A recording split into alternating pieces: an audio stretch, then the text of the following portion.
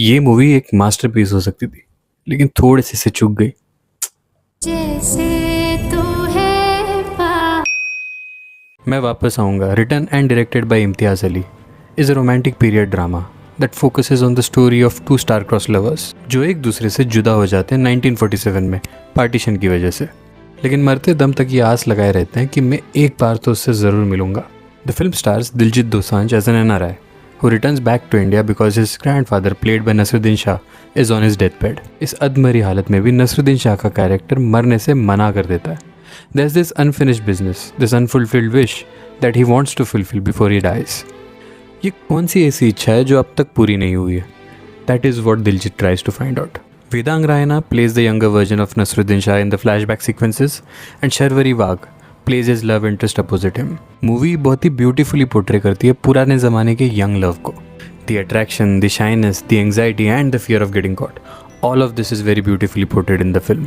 इसका पूरा क्रेडिट जाता है वेदांग एंड शर्वरी के बीच की केमिस्ट्री को, specially Sharvari Wagh. She has this infectious charm to her, और वो जानती है कि कब इमोट करना है और कब ठहराव रखना है.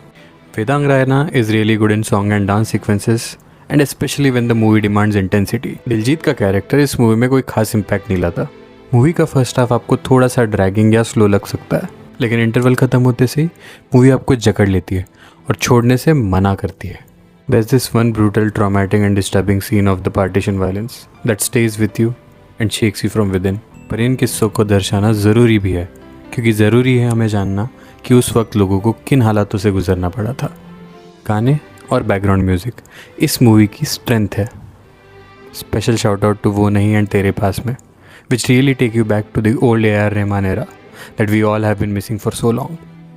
But the true USP of this movie is Nasruddin Shah. The longing for a loved one, the trauma and the guilt over the years. ये सारे इमोशंस पोर्ट्रे करना, वो भी एक ऐसे कैरेक्टर के थ्रू जिसका शरीर और दिमाग उसकी साथ नहीं दे रहा, is really difficult. But Nasruddin Shah really pulls it off like a veteran. There's this scene in the climax where he tries to fix his beard so that he looks good on the camera. It really made me chuckle, all the while breaking my heart at the same time. Truly a veteran.